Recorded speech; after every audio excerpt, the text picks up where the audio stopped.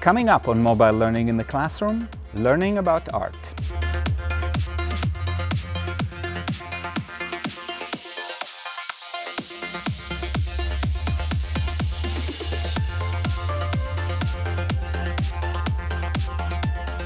Hi, my name is Trainin and this is Mobile Learning in the Classroom, and today we're talking about learning with and through art. And the first site that I want to talk about, I'm showing it on the iPad, but it's available on Chrome, it's available just on any browser, and it's Google Arts and Culture.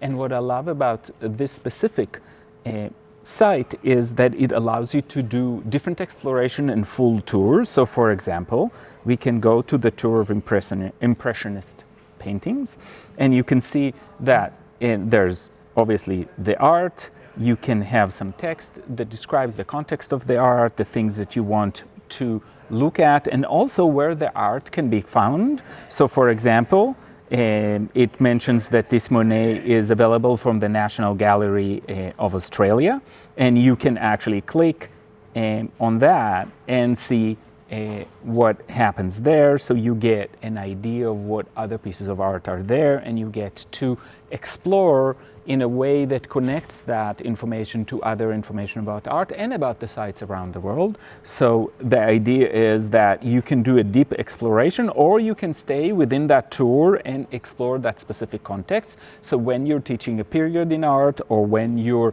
integrating the ideas of art into, for example, the teaching of history or literature, this is a great way to bring them in, do an exploration. Students can stay on track, can learn a lot about the specific topic from a very high quality series of websites, but at the same time they have some choice. They can tour around, they can look at what's available and really get a good sense of what it is. And if you click on the piece of art, for example, you get some information about it. You can like it and add it to a collection of art that you build over time, and you learn more here about the artist. And you can see what other links are available there, including what museum comes up with this specific piece, and the medium. So there's lots of information, really concise here. When you go to the main tour, you get more robust information about the period and everything else that happens. And so there's great ways to incorporate all of these pieces. Let's go and explore another kind of art. And so the tradition of Indian miniature painting seems very interesting. And you see that there are lots of things that are from around the world. So you're not just reviewing Western art, but you actually are getting access to art from around the world. And again, it talks about it in more of a period and a global sense, and not just on a specific piece. So you get a sense of how it's playing out, and you can see how these miniatures are there. And then again, if you click on the specific piece of art, it tells you where it is, what time it's from, and all the other information about that. So you get really, really rich information, and this is Google Arts and Culture. I've talked about this in the past. I love the extra work they're putting into it, so this is a great set of apps to learn from. Another one is if you want to infuse a little bit of art into your classroom every day, or have your students explore a little bit every day out of a daily routine, you can look at this app that looks at a different piece of art every day. And you can see that, again, there's context, you can share it. You can learn a little bit more about the artist, you can